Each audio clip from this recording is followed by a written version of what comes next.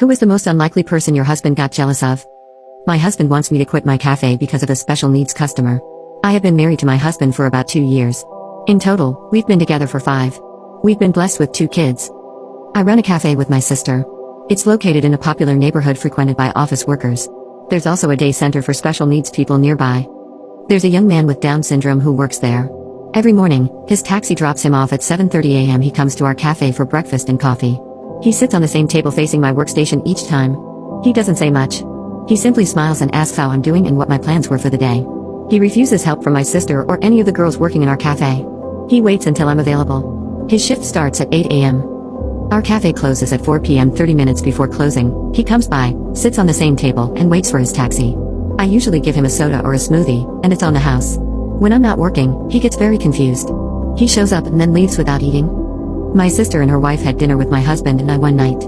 I was homesick the week prior. She was laughing when she recalled how this boy refused to be served by anyone besides me. My husband got confused, so my sister further explained about this customer's condition. My husband was silent for the rest of our dinner. When they went home, he asked me why I never told him about this customer. He thought that this guy was being disrespectful. He asked if this customer knew that I was married. I was confused as to why he would say something like that. He then became angry when I mentioned that he had Down syndrome. He said that there were highly functioning people with this syndrome. He thinks I was the one who was prejudiced and not him. I further explained that I was already aware of this boy's condition. When the staff from the day center noticed his behavior, they immediately checked upon us. They asked whether he was making us uncomfortable in any way.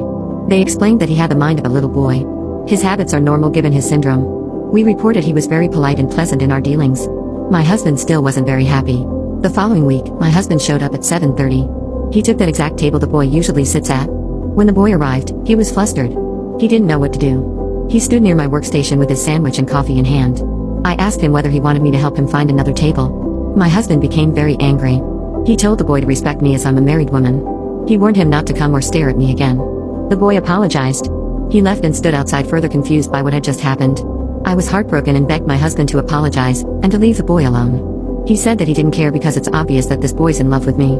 My sister may have told my husband about this Valentine's Day card I received from him last year. When I got home, my husband said that he makes good money, and we don't really need my income. He contacted my sister and asked her to take over my share of the cafe. He said he was disappointed because I never told him about my customer or the card that he gave me. Getting cards was nothing special. We serve hundreds of customers each day. I didn't think I had to tell my husband about all of them. He insists it wasn't the same, as this boy is in love with me.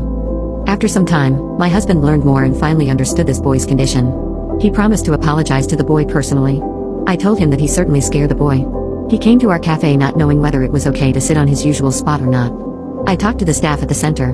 I explained everything and apologized. Apparently, the boy has been calling in sick. It broke my heart to know this. My husband will be apologizing once the staff deems it okay to do so. As to work, my husband does make good money, but I don't want to let go of the cafe.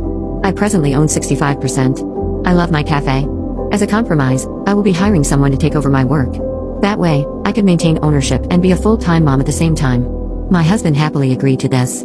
In fact, he has also apologized for calling my work a hobby.